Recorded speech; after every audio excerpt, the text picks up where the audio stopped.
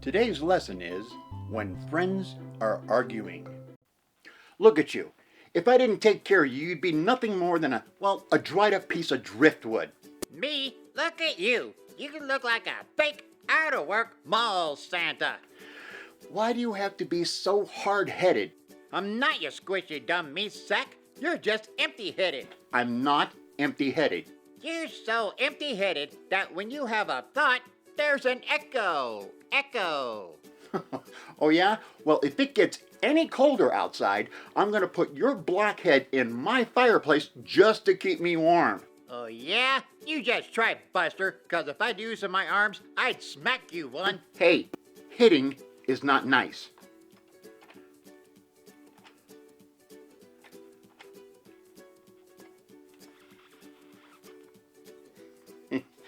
Okay, alrighty then. We have to put this argument in hold for now because the kids are here. No duh, Einstein. I may be a puppet, but my eyes still work. Okay. Look, let's just sneak back on camera and maybe the kids won't notice. Oh, good plan. How did you get dressed this morning with a brain like yours? Just be quiet and follow me. 3, 2, 1.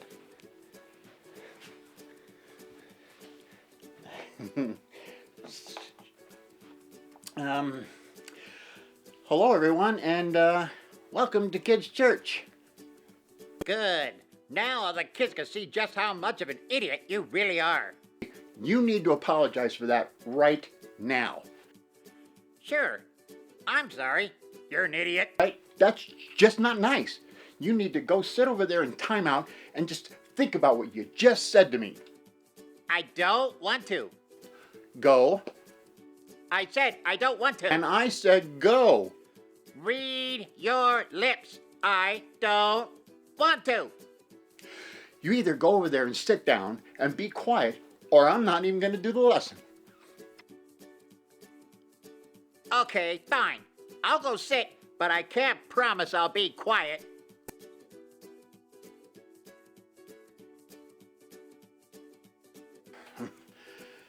Sorry about that, kids, but sometimes friends and family argue over the silliest little things. Don't make me come back over there, because I'll do it, buddy. I'm your worst nightmare. Would you guys excuse me for just a minute, please? I thought you were going to be quiet. I thought you weren't going to be annoying. All right, look, I'll stop being annoying if you just sit there and be quiet. Fine. Fine. Fine. Fine. Fine.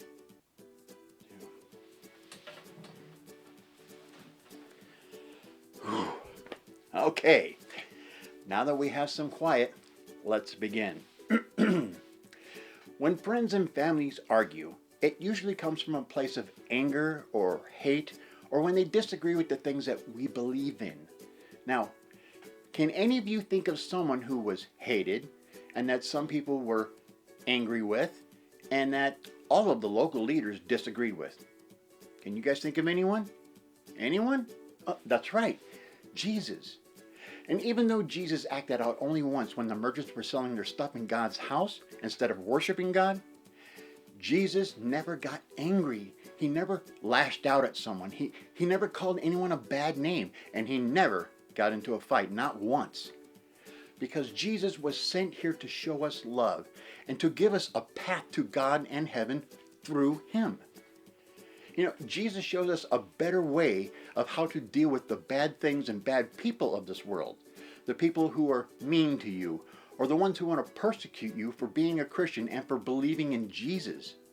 And those teachings can be found all throughout the New Testaments of the Bible. Like, Matthew chapter 5, verse 39. If someone slaps you in the right cheek, offer up the other cheek as well. Wow. Or Matthew chapter 5, verse 9. God blesses those who work for peace, for they will be called children of God, just like you. Even though it's hard, you must always try to turn away from hate and show love and kindness to everyone. Like it says in Proverbs chapter 10, verse 12. hate stirs up fights, but love erases all sins by forgiving them. Now, here's a short video to show you what can happen when hate, jealousy, and anger takes over your life. Not long after Adam and Eve were kicked out of the Garden of Eden, Eve gave birth to a son. She named him Cain. Then, a little later, she gave birth to another son. His name was Abel. Cain worked with the ground, kind of like a farmer or a gardener, and his brother Abel was a shepherd. One day, Cain and Abel brought an offering to God. Both brothers brought what they worked with. So Abel brought God his best, biggest, fattest sheep. He gave God the very best he had to give. Cain brought some fruits that he had grown from the ground himself. God loved Abel's offering, but he rejected Cain's. This made Cain very angry. Seeing how angry this made Cain, God gave him a warning. He told Cain that sin was crouching at his door.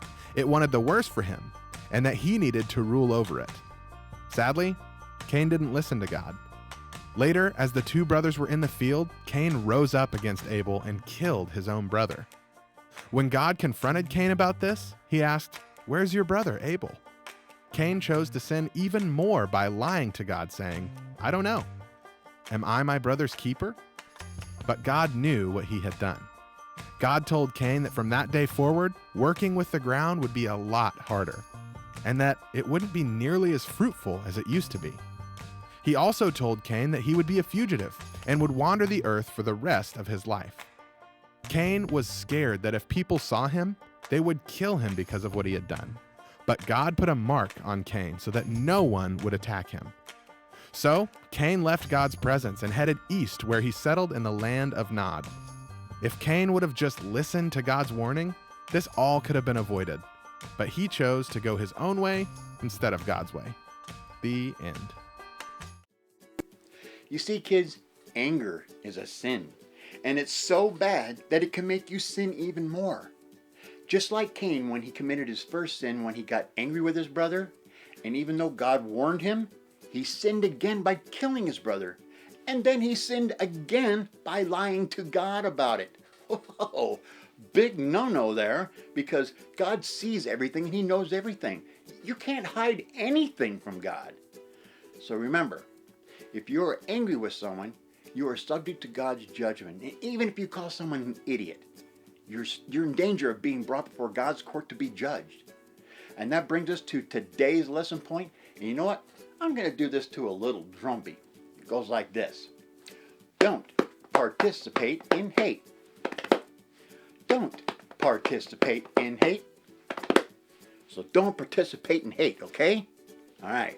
Look, just love yourself. Love your family. Love your friends. And yes, even love your enemies. Look, you need to pray for those who are mean to you, because God loves all of us the same, the good and the bad. Here's an easy thing to remember. God's sunshine falls upon the good and the bad evenly. Okay, look, I have to go forgive little brother Kenny and apologize to him for my behavior. And then I have to go pray to God and ask him to forgive me. And I know he will, because God knows my heart. And well, because God is an awesome God, right? That's right. Now, if you guys want to learn more about how not to argue with your friends and families, pay attention, because our friends at Connect HQ are up next to show you how. So until next time, this is your old pal Uncle Kenny saying so long.